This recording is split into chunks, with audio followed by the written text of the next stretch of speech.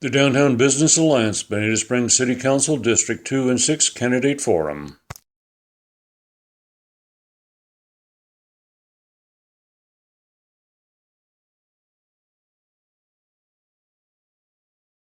On behalf of the Board of Directors for the Downtown Alliance, we really appreciate you coming tonight and learning and hearing about the candidates who will be your next either mayor, council, or whomever in your district. And we want to say thank you to everyone who's come here this evening. Again, we have coffee and water. We ask that you don't get up during the candidates speaking, and to please, if you have to talk, keep it quietly and silence your cell phones. So at this time, I'd like to introduce Karen Moore. Karen's the publisher of Southwest Florida Business Today. She's been in business, I believe, for almost 16 years, almost the same time as me. And she has a really nice paper, and it's business related. And we will turn it over to her for all of the rules and regulations.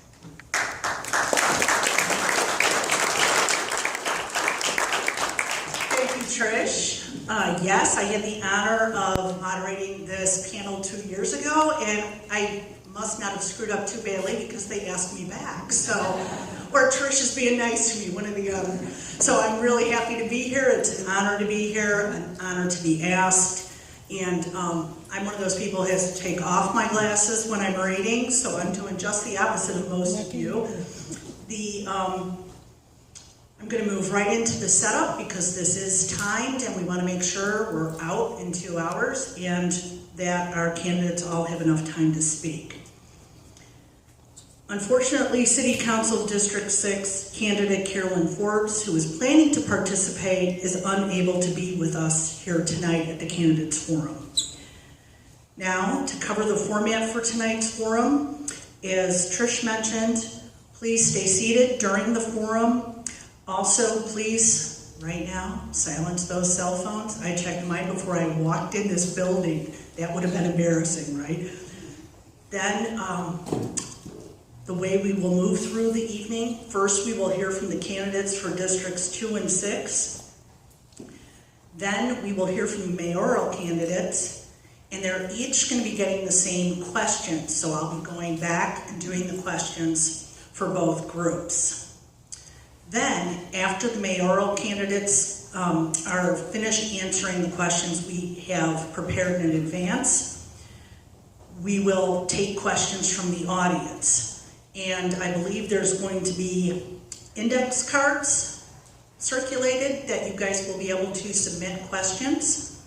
And they will be viewed, and then as time permits at the end, we will be taking additional questions from you, so we really want to make sure we get to that portion. We are grateful to have the candidates joining us tonight. While questions may vary depending on the office each candidate is seeking, all candidates in the same category will be asked the same questions and given equal time to respond. A timer will indicate when each candidate's time has ended.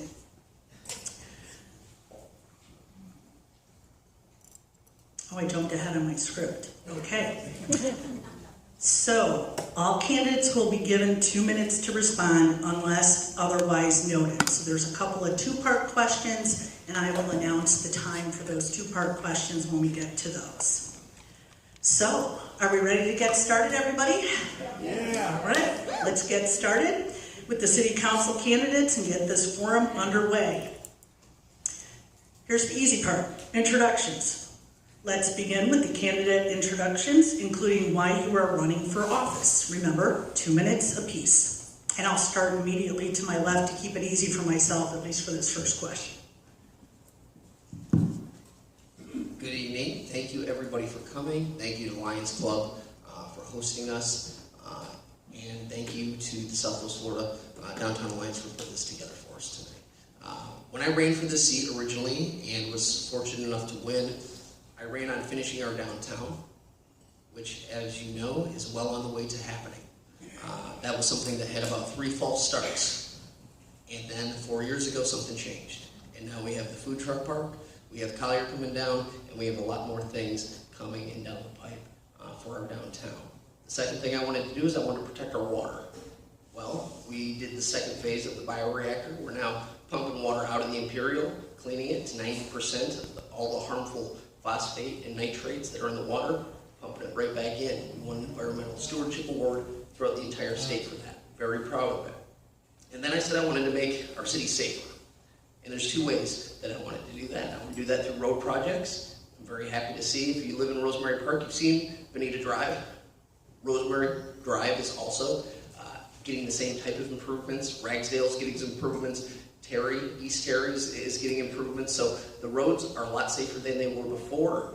And then LCSO. I wanted to increase our presence in law enforcement because prior to my election, we had LCSO's contract on the consent agenda for 15 years. The city increased by 40,000 people and we didn't have an officer. When I got on council, that was one of the first things I did. We've had 2 officers every year since I've been on, and we got us our first detective. So all 3 of the things that I said I wanted to run on, I've done.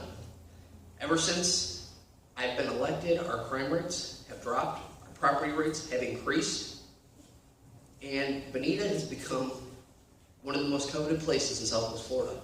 We're just getting started. I'll fight for you every single day, and I'll make sure those trends continue. Thank you. Perfect. Zach Smith, please. Hello. All right, we're live. Good evening. I am Zach Smith. I am a native to Southwest Florida. I was public school educated. I got my bachelor's degree in elementary education from FGCU. I interned at Bonita Elementary and then taught 10 years in Collier County. 7 years ago, I started the process of opening Ceremony Brewing in downtown Bonita Springs. We've been open for 3 years now. I am a member of the Business Alliance. I also spent 5 years running a nonprofit that ran Bonita Brewfest, with our primary benefactor being the Historical Society.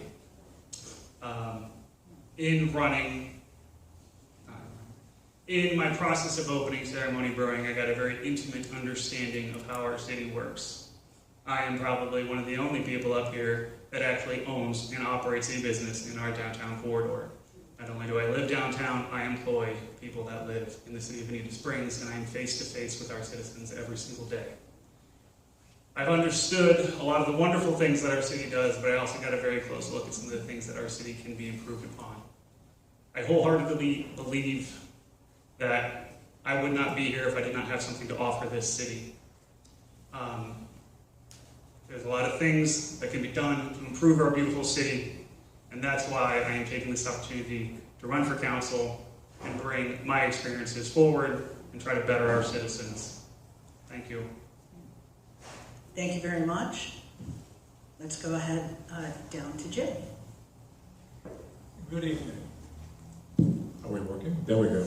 Good evening. I'm Jim Fitzpatrick, and I'm a candidate for the City Council District 6 seat. I'd like to go ahead and first thank the Bonita Springs Downtown Alliance for hosting this forum. My wife Lisa and I moved to Bonita Springs primarily because, from our standpoint, this is paradise. We also value the quality of life this city provides. We love the beaches. I'm a big Docks fan. We love our downtown, Arts Bonita, Everglades Wonder Gardens, Riverside Park, and all the wonderful establishments in our downtown district. But most of all, it's the quality of the people that brought us to Bonita Springs. Approximately 1,100 new residential units and a major new commercial center are actively being built within our district. These developments will impact our traffic, they will impact the risk of flooding, and they'll further impact our natural habitat and wildlife in our district. There's no immediate relief in sight. We have to live with the decisions that have been made in the past regarding this growth. There are commitments that have been made at both the governmental level as well as by the developers, and I will ensure that, if elected, to ensure that those commitments are lived up to. Moving forward, I'm a firm believer of strategic growth in living within the confines of the city's comprehensive plan. The decisions that we make moving forward, the first priority is evaluating what's that growth going to impact on our quality of life. The impact on traffic, water quality, stormwater. Thank you. Thank you. Let's move on to the next question. And some of you already touched on this briefly in your introduction, but please share what your constituents are telling you is the most important items to address in your district. Let's go ahead and start with right in the middle. We'll start with Zach. Hello, sorry, I didn't test, make sure it's on. All right, so as I alluded to, my primary focus is to streamline our community development. We outsource that to Jacobs Engineering. It is not efficient. Many of our processes are antiquated, and our council has known about this for many years. One of the primary reasons I decided to run, they have chose to do nothing about it. I have watched and talked to many business owners who have decided to leave Bonita Springs because it is so difficult to work with.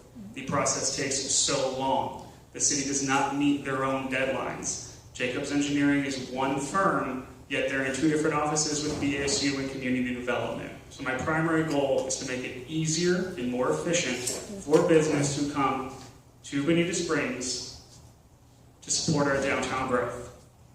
Second, we need to improve our traffic concerns. There are some large-scale projects that obviously are multi-layered that would deal with both state and county, but there are some smaller-scale projects that can be done that will make a huge difference, including things like interconnectivity. We have a lot of roads that stop 30 feet short of connecting.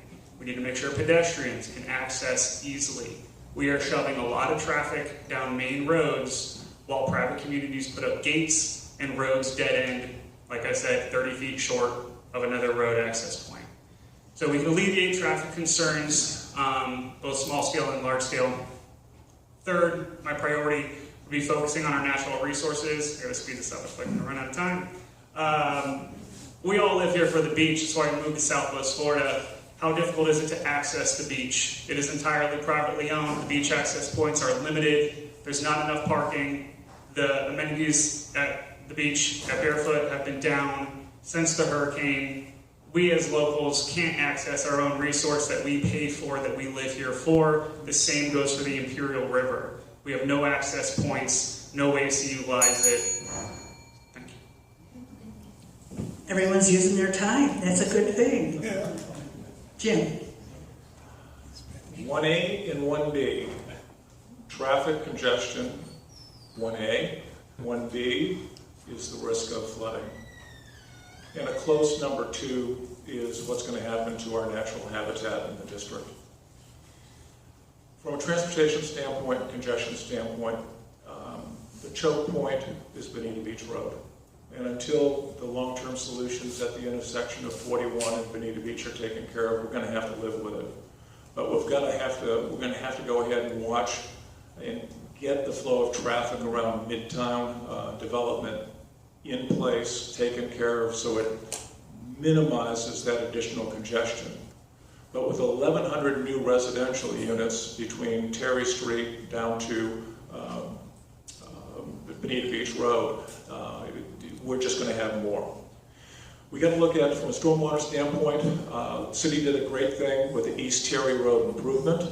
Yes, in theory, it's to make easier traffic flow along East Terry Street.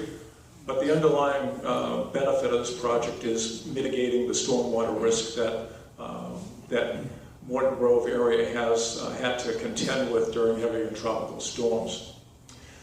3, we've got to watch what we do on future growth and how we approach that undeveloped land in District 6 in terms of protecting that natural habitat that we've been blessed with. At the time, nobody wanted it, and they want it now.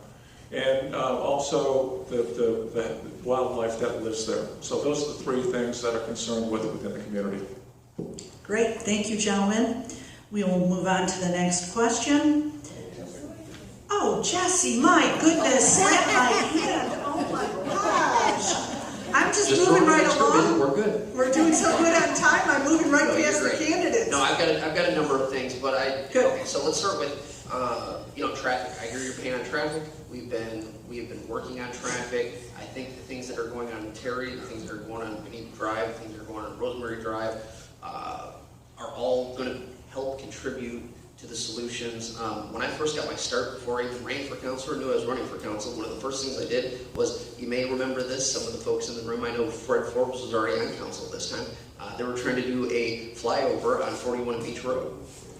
And I went and I caused a fit and I wrote letters and I had a real issue with the idea of a flyover at 41 Beach Road because I've seen what it's done all over the county. So taxes, I've opposed every single tax increase that since I've been on council. That is something that all of my neighbors are having issues with because right now it's hard to pay the bills. I have people in my neighborhood in Rosemary Park who are choosing between medicine and food, and that's not the type of situation we should be in. So in the little piece of the pie that we had, we get to control, it's been my position that I won't raise taxes on the citizens of Bonita Springs. Additionally, Bonita Springs Elementary, you may have seen in the news lately a lot. I've been leading the charge in trying to protect Bonita Springs Elementary, and I've had the superintendent in, I've had the staff in, we've had numerous discussions with them, and we're currently in the process of a negotiation that will hopefully lead to a fruitful result for Bonita Springs Elementary. Natural resources, I couldn't agree more. The DRGR that was alluded to by Jim, I'm the only person up here who's been personally named in a lawsuit when I decided not to allow them to develop in the DRGR. And I'm proud to do it, and I do it again, because it was the right thing to do. So protecting our water, working on our traffic, ensuring that your taxes don't go up, protecting Bonita Springs Elementary, those are just a few of the things that need to be done in the city. But I'm actively working on all of them, and I will actively continue if you give me 4 more years. Thank you, Jesse. And just to make up for my faux pas, I'm going to start with you for the next question, not to put you on the spot, but to make sure you get your full time. So the next question related to, the City of Bonita Springs and the county have invested over $50 million to improve the downtown, including land acquisitions, roadway improvements, stormwater infrastructure, the new library, and passing the form-based code. What further initiatives do you support to transform downtown into a great destination for our community? Jesse, you're up. Okay, the downtown has been a baby of mine. This is something I ran on, and when I ran, people laughed, and they said, we're never going to develop that downtown. They said, it's not going to happen. We had, if you've been here a long time, you know 3 times we almost got it started, and 3 times it died. I got on council, and I made sure that it didn't. I was the one who got Collier to come here. We're going to have a river esplanade that is going to make us the envy of all Southwest Florida. When you go to our downtown now, compared to when you went to our downtown 15 years ago, it's not even recognizable. We have lower crime. Before, this was a dilapidated trailer park where all of the unsavory things in life were collecting. Right now, we have people who are now with their children. We have seniors who are not afraid to walk around in our downtown. We're on the right path, and I will guarantee that I will keep hitting the gas, and I will make sure by the time I'm done, nobody in Southwest Florida is going to have a downtown like we do. All right, thank you. Jim. As I mentioned in my opening comments, the downtown that we have in Bonita Springs is truly a treasure. The foundation that has been laid for us it is sound and solid. And moving forward, it really boils down to the next steps. And that requires a couple different things. One, we need to get Bamboo Village done, which will be a great add for the downtown. 2, we got to build the energy around getting BERT, the Bonita Esteros Rails to Trails initiative, in place. That is just an overall great quality of life thing for the entire city. And then lastly, we need the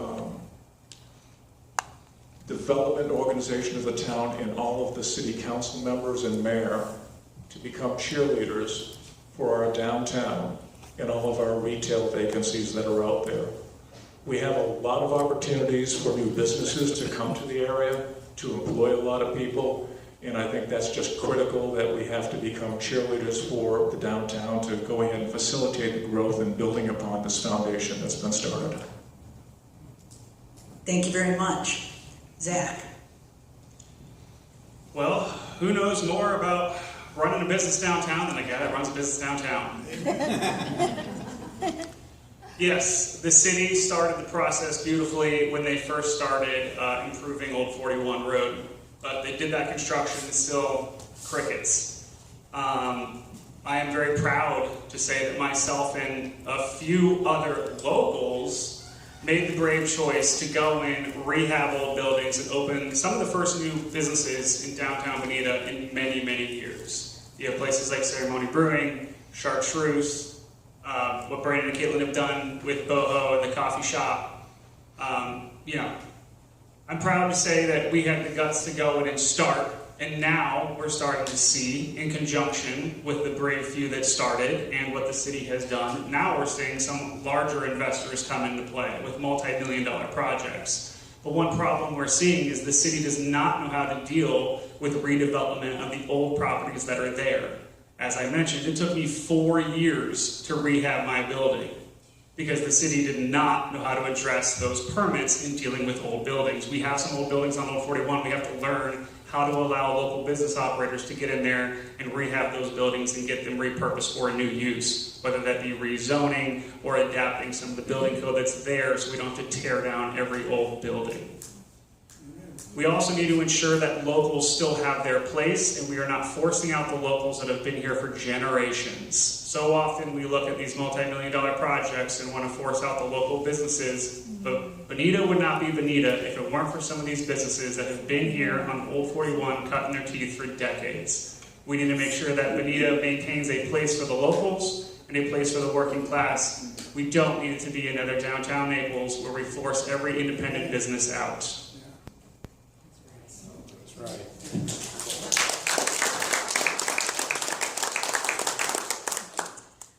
For the next question, the city recently adopted a no-through truck ordinance in downtown Bonita Springs to improve safety in this pedestrian and bike-friendly area. Would you support restricting bikes and e-bikes to the streets, prohibiting them from sidewalks? And are there any other safety measures you would like to see implemented? Since this is a multi-part question, we're going to give each candidate 2.5 minutes. And I'm going to start with Jim Fitzpatrick. First, the question of e-bikes. I've been to a variety of different locations along the East Coast where there's been conflicting opinions as to the role of e-bikes in the community and bike paths and sidewalks and that type of thing. I think we have to evaluate the safety of the pedestrians, the safety of the rider, and also the safety of the driver in the road. Being part of the morning Rotary Club, come December, driving across Terry to Old 41 up to our meetings at 6:30 in the morning, there's a lot of dark clothes and a lot of electric bikes and bicycles. So we got to protect them. I don't know that we've got the money in the near-term solution to expand our bike lanes to the way we're doing along Terry Road, but ultimately that's where we need to go. But there's a conflict there in terms of the bicycle path near term. I think it needs to be discussed in a resolution there. I'm sorry I don't have a clean, decisive answer on this, but it's got to be evaluated safety on all three parties. And the second part of the question was e-bikes and... Are there any other safety messages? Through traffic, well, with those extra police officers, maybe we'll get some enforcement of the trucks and so forth through wonderful downtown Bonita Springs. Good, good. All right, then let's have Jesse speak next.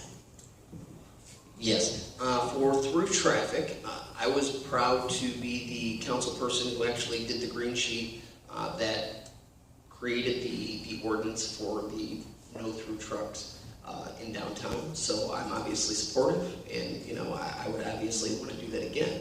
Additionally, the officers that are needed were considered when we just did the budget. Again, as I said, every year I've been on council, I've added more officers to our community policing. This will also help with their ability to police that.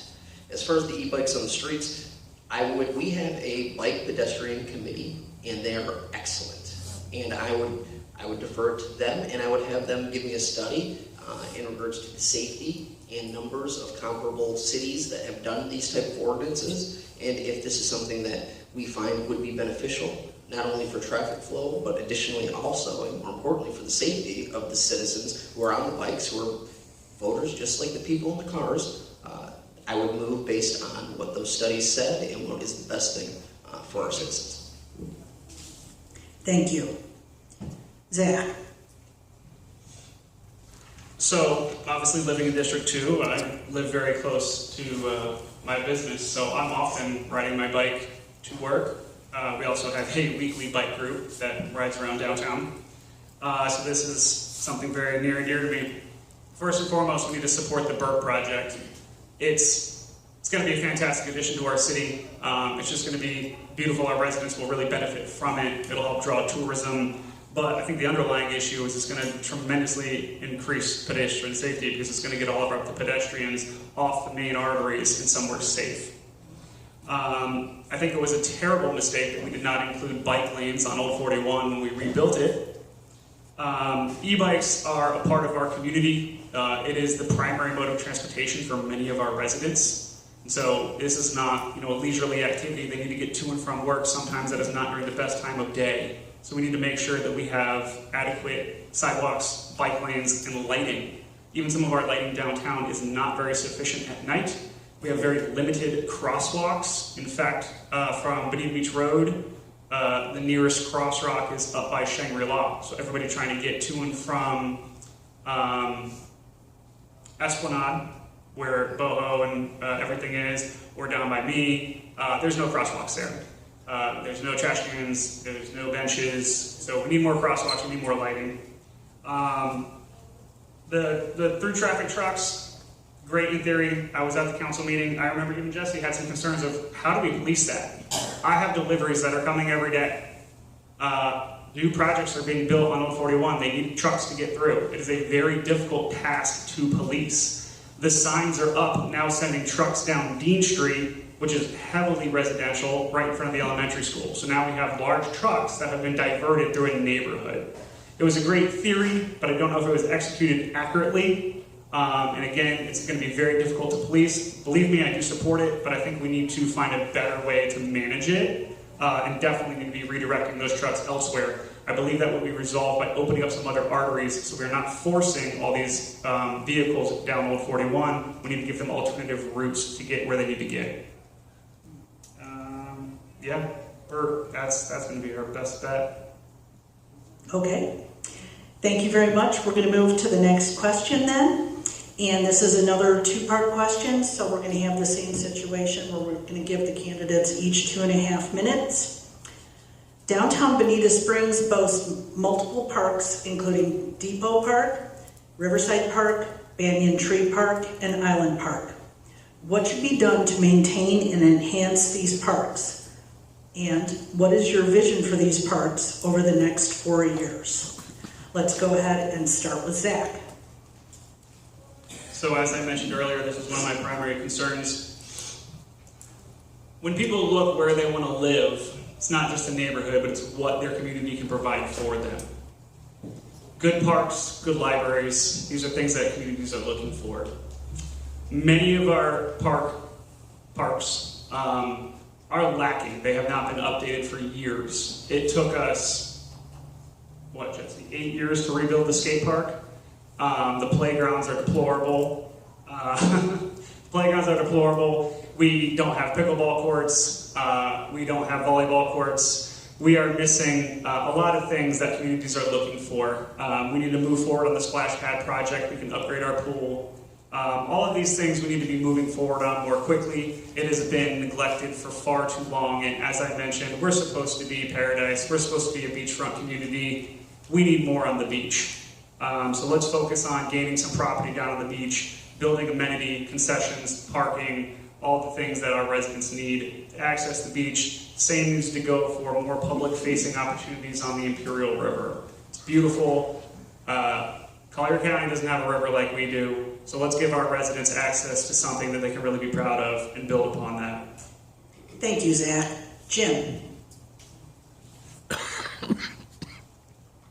Our parks are, quite honestly, honestly one of the assets that we have here, and we haven't necessarily taken the best care of them. I think as we develop the downtown, the roles of each of the referenced parks needs to be considered as we work with the developers, because that flow of traffic of pedestrians and so forth for areas to get a break from the sun, that type of thing is key. But we also got to dress them up a little bit. We got to make them a point and a destination. We got to educate our people that they exist. And I think, quite honestly, we got to reach out to some of our benefactors out there, both private businesses and trusts and so forth, to quite honestly sponsor some of the upgrades and the required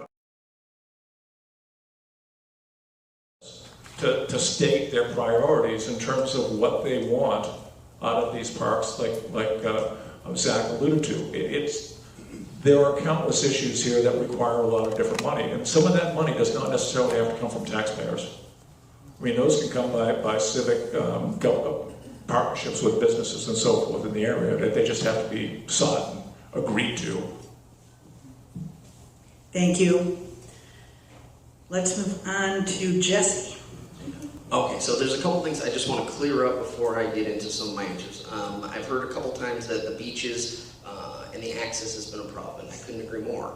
The problem is that it happens to be county-owned, and this is something that we have been in contact with the county. If you've watched our last two meetings, you've heard the mayor discuss this, you've heard the mayor complain about this, and we have been in active communication with the county and doing better in that regard. So I couldn't agree with you more, but just to clarify, this isn't a city issue.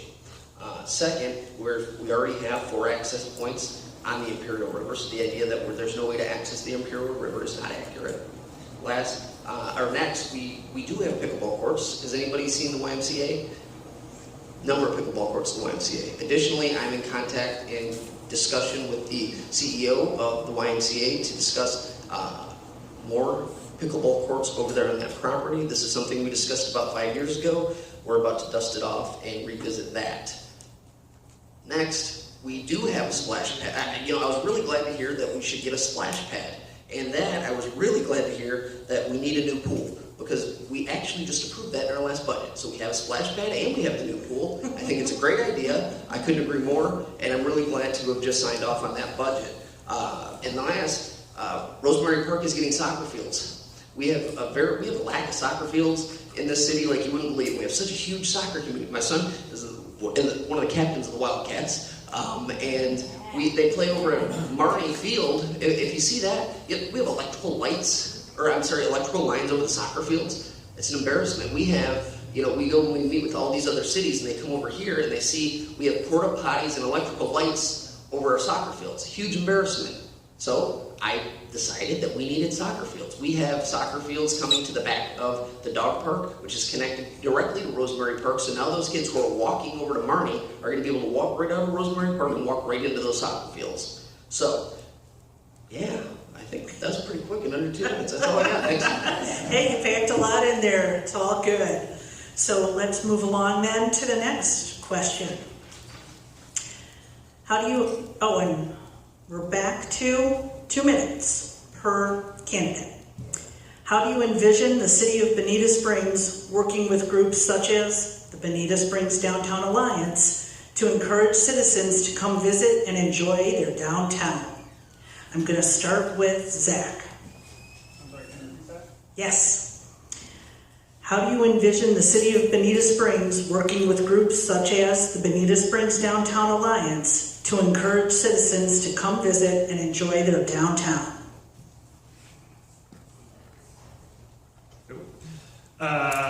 Did I mention I'm a member of the Alliance?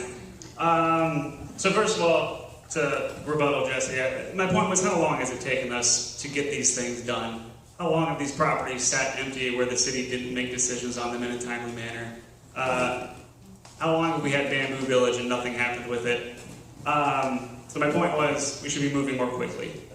But to answer your question, it's simply going to take development and education. We need signage, which I know is in the works, but we need signage. A lot of people don't know where parking is in downtown, so I think that discourages some guests from visiting.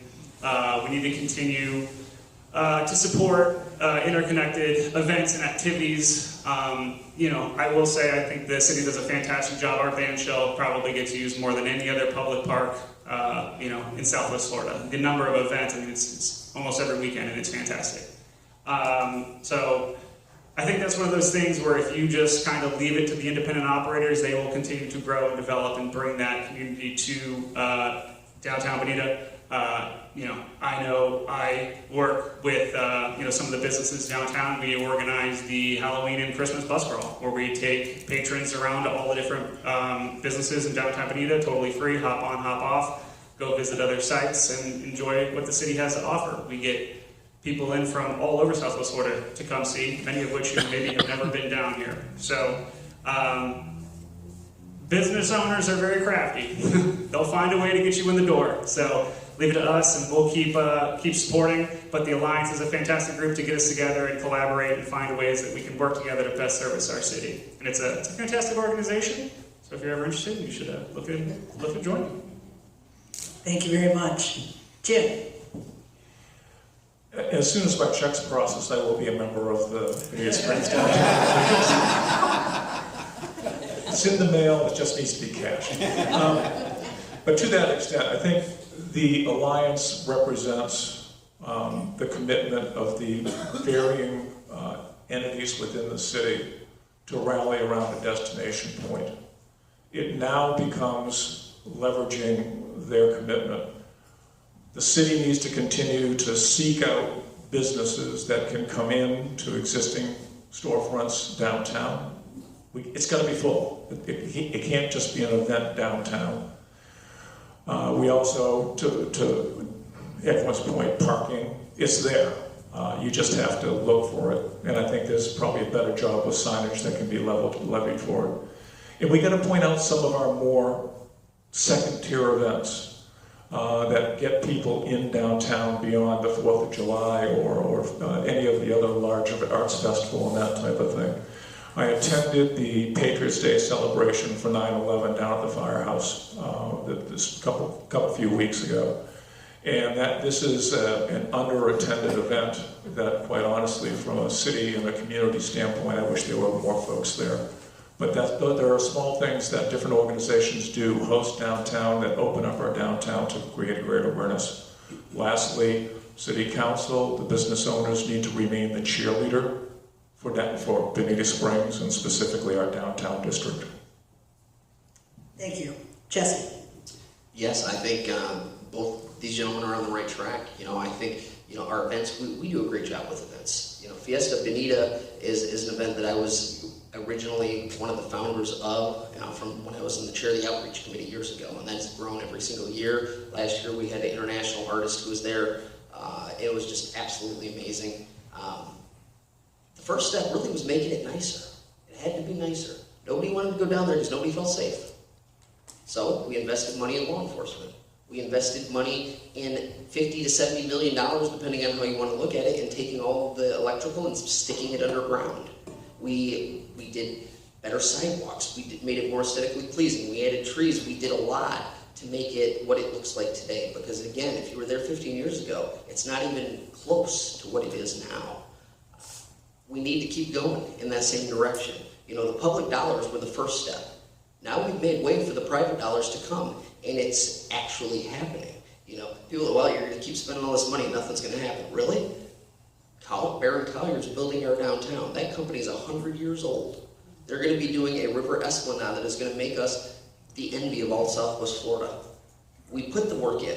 Now we got to let the private dollars come in. And there's a lot of really great businesses. I don't think Zach would even argue with me on this. I was very proud to help Zach get his business open. I was very happy to help Zach get the additional piece of land that he needed over at his business. I was very happy to work to get the food truck park going. I think that our downtown is very much a huge part of our future. It's what we had everything we needed. After we finally won the high school fight, which I was very active in as well. The only thing we needed was a high school, the only thing we needed was a downtown. We had the high school. We have some of the best beaches. We have some of the best of everything that you could want in a tropical paradise right here, but we didn't have it downtown. Now we do, and I'm going to keep hitting the gas on it. Thanks. Thank you. Moving along to the final question. If elected, what are your top priorities for the next 4 years? Let's go ahead and start with Jim. My first priority really is to build relationships within the council, within the county, with the school board, because quite honestly, there is many disconnects between these entities on a day-to-day basis. I know we can't solve them in the near term, but they got to start sometime. At the same time, I want a real hard look at the combined impacts on stormwater flow and the flooding risk of the developments that are occurring between I-75 and Bonita Grant. Each one of those projects are looked off on a one-off basis and evaluated there on our retention ponds. Yes, they were designed not to push water across the street into Worthington or Hunters Ridge or any of the other developments, but they are designed, if they overflow, to go into the Imperial River. Guess where the heck that goes? It goes downtown. So net, we got to protect ourselves, and if we're going to continue to grow, we need to manage our stormwater flow and avoid as much flooding as possible. We need to do BERT. We need to look at solutions for BERT because we can't afford it. But we got to work with the county, we got to work with the state, we got to work with private investors. We got to find ways to get this done because this is an investment that has long-term dividends that people will look back 20 years from now and say they made the right decision. That's probably the biggest priorities that I go after, other than learning the job and avoiding the landmines, that's all. Thank you. Let's go ahead and go to Jesse next. Thank you. A number of things that I want to work on in this next term. BERT is definitely one of them. I've met with them a number of times. I think that is going to be, of everybody in the equation, I think we stand the most to gain. But of everybody in the equation, we were the first ones to put dollars in it. We were the only ones initially who actually put dollars in our budget. We did this years ago. So I'm glad to see other people are finally getting on board and starting to take up the cause and think it's a great idea. This is something we've thought is a great idea for years. This is something we've budgeted for. This is something we put in our budget. So this is something that, again, I'm glad everybody's on board now, something we've been working on. And I will continue to work on that until it gets done. Water, again, the things we're doing with the Imperial River are absolutely amazing. It's unprecedented. We're using green infrastructure and have the ability to pump out that water, clean 90% of the harmful nitrates up, pump it back in. That's why we have the manatees. That's why we have the dolphins. That's why we have the kayakers through our beautiful artery downtown. I will fight to protect that. I will continue to protect the DRGR. I don't care how many times they sue me, I'll keep doing it. I will fight to keep dollars in your pocket. I will fight and I will protect Bonita Springs Elementary. The school board thinks that they have us over a barrel, but I promise you they do not. Last, I will continue to fund LCSO. I will continue. This year, for the first time in this budget, not only 2 officers, guess what? We also got a sergeant. So we got our first detective, we got our first sergeant, and I've gotten us 2 officers every single year since I've been elected, and I promise you, if you give me 4 more, it'll be at least 2 for the next 4. And the reason I want to do that is because of that simply. We are running a 60,000 person city and a 40,000 person police force. We never adjusted for the increase in growth. Never. And when I got on there, I said, this should not be on the consent agenda. We need to fix this. And I've done it every single year. I'll continue to do it. That's why our crime rates are where they are. That's why our property rates continue to increase. And I'll keep hitting the gas. Thank you. Thank you. Zach. All right, I'm going to go lightning fast because I want to circle back to the last question and add something that I kind of forgot. First of all, as far as downtown growth, tourism is great because they need to go out every day for breakfast, lunch, and dinner. I think we made a mistake by the Collier project not putting any hotel rooms on that project. We put apartments or condos that could be bought by snowbirds, and now we have no money being spent downtown. Jesse, yes, thank you very much. He did support me when I was opening the brewery and I was hitting a brick wall. It shouldn't be the case that a business owner has to start harassing city council to get things done, but that's what I had to do. And Jesse came to help. That's not the way the process should be, but he came to help. Years later, when I decided to run, I circled back to Jesse and said, Jesse, did you do any of these things to fix the process, or did you just help me? And the answer was, he just helped me. So every other business owner is still running into these issues, and they are not being resolved. Thirdly, I organized the citywide trick-or-treat. I have fought tooth and nail to get the city to support this community event, and have been declined. I also, communities, families are looking for events that they can take their families to. As a school teacher, I thought it was really important to have a holiday parade, because our only parade is the 4th of July parade, and our students cannot participate, so we don't have any marching bands, JROTC, nothing like that. I've brought this to council many times and have been shot down every time. Going back to this question, my number one priority is protecting the locals. And that would go into my fourth option here, which is affordable housing. We need to make sure we're doing more to have affordable housing for our residents. It's not just a Bonita Springs problem, it's a Southwest Florida problem. And we need to be attacking that aggressively to make sure people can afford to live in the communities that they are from and not being pushed out. As far as government goes, we need more community outreach, we need more transparency, we need to be open and honest and clear about what's going on at city council meetings, we need to advertise what our city is doing so the public is well informed. And I guess I'll miss my fourth one. Thank you, Zach. And because there was a comment directed to Jesse Purden, I'm going to give him 1 minute to respond. Well, I think affordable housing is very, very important as well. This is why I am actually a board member of Habitat for Humanity. I was actually, not only did I vote on the preservation project in Rosemary Park, I went and I did the wall raising and I helped to build it. Additionally, last week I met with city staff regarding Red Hibiscus 2, which we were just allocated CBDGR dollars for, which will be an affordable housing project that's going to happen right here in Bonita Springs. So, again, I'm glad people think affordable housing is important. That's, again, why I'm on Habitat. That's why I have advocated, fought for, and literally built affordable housing in District 2, and I'll continue to work in that way. And as far as the Halloween, what was it, family friendly? Oh, not the idea that, yeah, well, okay. Yeah. We don't need to go back and forth. I want to keep everything civilized here, but the bottom line is this. I have fought very hard for the businesses of downtown, and if you don't believe me, go talk to Magnus's, who opened the food truck park. Ask them. Thank you, Jesse, and thank you to our candidates this evening. We definitely appreciate this. I think it went pretty fast. You gentlemen definitely kept going. We have it set for closing remarks, but I think we've got. That was what I was thinking we'd rather do.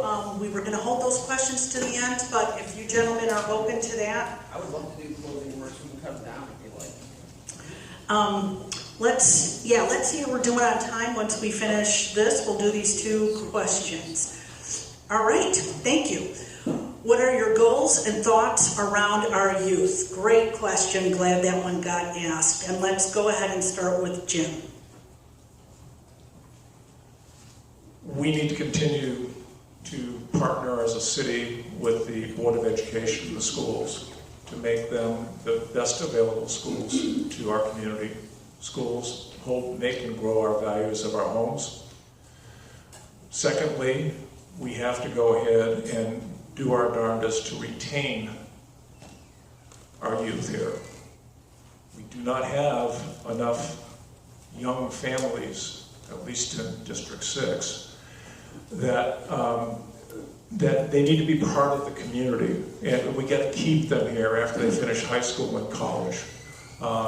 This is a great place to be, and part of the issue, as was touched on briefly, is workforce housing and affordable housing within the area. There's been some progress made in there. There's a long way to go. Hiring a teacher at $50,000 and having rent at $2,800 a month, it's an unworkable equation. So we got to continue to work after those solutions to keep our people here, bring more families in, and make this the great place that it is. Thank you, Jim. Jesse. Yeah, our youth is our future. I'm very excited about the fact that we finally have addressed the need for a kids pool. We have a kiddie pool coming, and you know, this is right by where our regular pool is. And those of you, I guarantee you don't know this, but we've had people who are acting inappropriately in our pool area, and us adding a kiddie pool to that only further worried me, and that's one of the reasons that I would like the old library to be our police substation, because it's right by the middle school, it is right by the playground, it's right by the tennis courts, and it's right by where our new kid pool is going. So for me, having LCSO right there, right in the middle of all of those children, is one of the safest things that we can do for them. Additionally, I was able in this year's budget to get money again for Bonita Drive, Ragsdale, Rosemary Drive, and Terry. So these are all things, and these are all routes that kids take to school to make them safer. And then soccer fields, again, we didn't have enough. I got us some. We have it coming. It's already budgeted. It's already approved, and it's coming to the back of Rosemary Drive. Additionally, I put in a marker this year to a place marker to figure out how we can get the electrical over Marnie underground, because it's not safe and it looks like trash. So those are 4 ways that I can tell you right now I plan on working for the children of Bonita Springs. Thank you very much. Zach? As a former educator, this matters a lot to me. As a business owner, twofold, getting families to move to Bonita Springs and see the value in our community is going to be the largest injection we see to downtown and our city. So how do we attract young families to move and or stay in Bonita Springs? And I think that's twofold. One, Jesse and I represent a very unique district where we are not largely gated communities. We represent a very fragile, non-deed restricted community. These are the locals I'm referring to that need to be protected, that make sure they have a home here in Bonita Springs. So making sure we have affordable housing, making sure we upgrade our park system so kids and families have somewhere safe, engaging, and enjoyable to go regularly would be tremendous. We have the property down at Depot Park, Island Park. The city owns quite a bit of land. It's time to start doing some things with it that our citizens can enjoy. And we also need to make sure we're just doing smart development. There's a lot of development projects that are going in that wouldn't necessarily target or satisfy the needs of a family, so we need to make sure that some of these projects are satisfying the needs of families and keeping our residents intact. Thank you very much. Okay, we're going to just handle that one question. We're going to allow each candidate to do their closing remarks in 1 minute. So let's start with Zach. We've covered a lot of ground. I'll simply circle back to, there's been a lot of conversation about the development of downtown Bonita Springs. I know it's special to Jesse and I because that's largely our district, so that's going to be near and dear to our heart. Again, who's going to know better about what's going on in downtown Bonita Springs than a guy that lives there and runs a business there and employs people there and is face to face with those constituents every single day.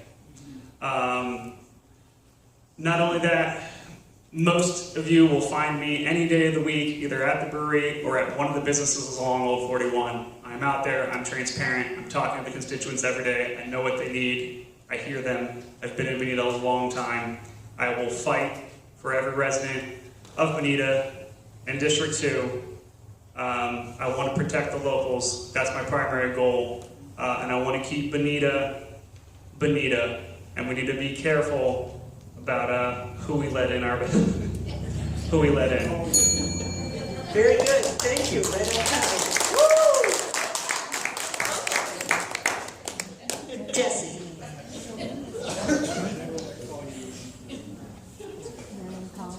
Four years ago, our downtown was stalled. Now it's moving. 4 years ago, LCSO was operating for 40,000 people. Now it's not. 4 years ago, we didn't have soccer fields that are now already on the books and starting. 4 years ago, we had numerous roads that were arterial, very important arteries for the kids to get to school that have all gotten significant dollars in large pieces of our budget. We're in the process of building what I lovingly refer to as the greatest city in America. I tell people this all the time. I don't care if you're a Republican, I don't care if you're a Democrat. Anytime you call me, I'm never going to ask you, because I don't care. What I care is that you're in the city of Bonita Springs, and if you're in the city of Bonita Springs, I'm going to fight for you. I've done it. It's been proven. Nobody can contest it for years, and I'll continue to do that if you give me 4 more. Thanks. Thank you. Jim, your final remarks. We talked a lot about a variety of issues, but I want to go ahead and highlight about the key things that I do support, because I think they are critical to our future quality of life here in Bonita Springs. The first of which, I believe that the long-term investment in BERT is critical to Bonita Sterile Rails to Trails. This is a long-term dividend that will pay. Well, unfortunately, we got to find the money, and that's going to require a lot of discussions. 2, we need to continue to develop our community-oriented downtown district. As discussed a lot tonight, it is the diamond in our collection here. 3, we need to go ahead and keep the top strategic priority within the city on its stormwater management. We need to keep our homes dry as best as possible and avoid some of the issues that we've had to confront with Irma and Ian. Lastly, we need to go ahead and expand our parks, and I'd love to see one in District 6. Thank you. Thank you very much, Jim. Let's give our candidates a hand.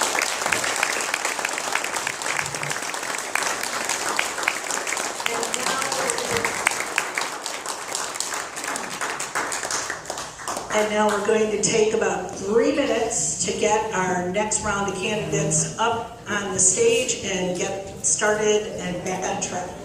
Thank you very much, everybody.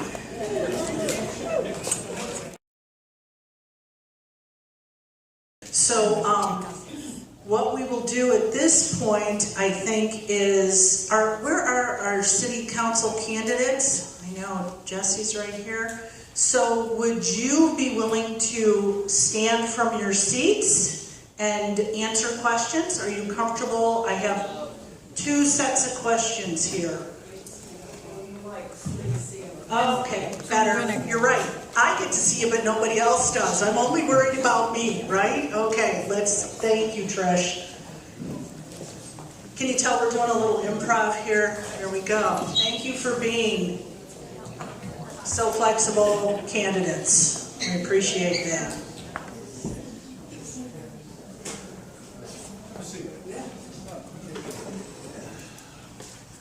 So I am going to ask a couple of questions.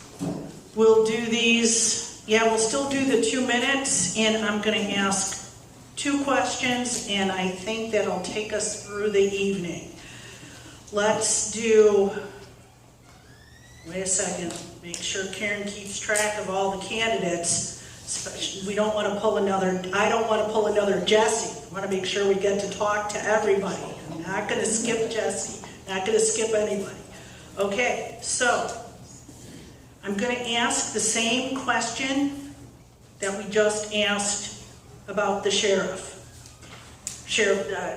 getting new deputies. Should the city seek and expect data from the sheriff's office on coverage within the city to determine need before requesting additional deputies for community policing? And I'm going to go ahead and start with Zach. I feel awkward sitting there, so I'm going to stand. Yes, so if I'm understanding the question correctly, I guess I should preface that I was raised by a single father who was a military veteran, 47-year veteran of Collier County Sheriff's Office and FBI certified. So I do support the police, but I will say, like Ruth said, I live in a district that some have called the roughest district in Bonita, which I think is deplorable. I've fallen asleep with my garage door wide open, my truck unlocked, my windows open. I feel perfectly safe in Bonita Springs every single day. Just because some people may be living below the poverty line does not necessarily mean it's inherently crime-ridden. I'd also like to note that when we talk about affordable housing, we again, I think, have a negative association. I, as a public school educator, could not afford to live where I lived. So I don't think I fit the stereotype of somebody who needs help with housing. Luckily, I'm not in that position anymore. But I'm a data-driven person. We need the data. If the data supports more officers, then let's get more officers. But if the data does not show that, then let's not waste the money. There's money that can be better spent in other ways that will better service our community. Policing is not the only way to make a community safer. Outreach, education, meals make a community safer, not just policing. So definitely going to look at the data to make those decisions. If it's justified, I'm for it, but there's always alternative means to make our community safe. Thank you. So 2020, when half the country was defunding the police, I thought it was a good idea for us to make sure we doubled down and did the right thing, because the numbers do support it. It's 2.5 per thousand is what the FBI says is a safe rate. We have almost 60,000 people now. We have about 26 officers. This is something that was on our consent agenda, and if you're not familiar with what a consent agenda is, that means it goes to the meeting, we look at it, and everybody votes on it, and it goes. This went on for 15 years. During that time period, our community grew 40,000 people, and we didn't give them one officer. So, I think you could go to a kindergarten class, and you could sit down with them, and you could say, if we grew by that large of an amount, are we going to have more problems? And the answer is going to be absolutely. And furthermore, we have them come to City Council. They've given us the reports annually, and they've told us they'll never ask for more. They're never going to ask for more. We had to proactively address it, and we did, because they're getting more calls of service than they've ever had, because we have more people than we've ever had, and we never give them any more help. It was overdue, and we still are not where we need to be. So, should it be data-driven? Absolutely, and it is. Should we talk to the LCSO? Absolutely, and we do. And as a community, do we have enough yet? No, we don't. So, when we get to the point where we're at what the FBI recommends for a safe community, then maybe we can calm down. But guess what? If I get elected for 4 more years, and I add 2 for those 4, we're still not there yet. So again, the numbers do matter. That's why we brought LCSO in. That's why we talked to the FBI. That's why. So the numbers do matter, and the numbers constitute it. And as far as what's better ways that our dollars can be spent, there is no better way that our dollars can be spent than ensuring we have a safe community. Because if we don't have a safe community, we don't have anything. Thank you, Jesse. Okay. Yes, go ahead, Jim. Yes, sir. Okay. Primary question that you have to ask yourself is accountability. The Lee County Sheriff's Office needs to provide a level of accountability that when questions are asked, that answers are delivered. And there are a series of questions. Are we in the middle of a crisis right now? There is an alert out, so everybody's phone is buzzing. Yes, so everybody, it's nobody's fault, but it happened while you were speaking again. I'm so sorry. No problem. It's an issue of accountability, guys. I mean, I can't disagree with Jesse's statement that we want to be the safest community around. But when the sheriff's office is asked, type of stuff, give us what we need to know about our community to make fair decisions. I support what Jesse says, but 2.5 on 1,000 people, that also brings in an evaluation. Are we a safe city? I'm sure that Chicago has more than 2.5 people per 1,000 people. Yeah. So it's not necessarily an apples to apples comparison. We do have to grow and protect our citizens as we increase our population. But we have to have an accountability so we fully understand the decisions we make. Thank you. I really wanted to do one more question, but I'm being cut off because we're at 7:10, so you'll never know what that question was. It's one we didn't cover, but that's okay. We had a full evening at 7:10, and thank you, everybody.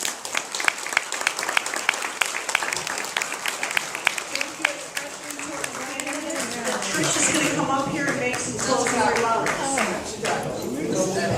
You all right? On behalf of Bonita Street's Downtown Alliance, thank you for attending. Please keep an eye out. We meet the 4th Tuesday of the month at the Shangri-La. And don't forget to vote. No matter who you vote for, vote.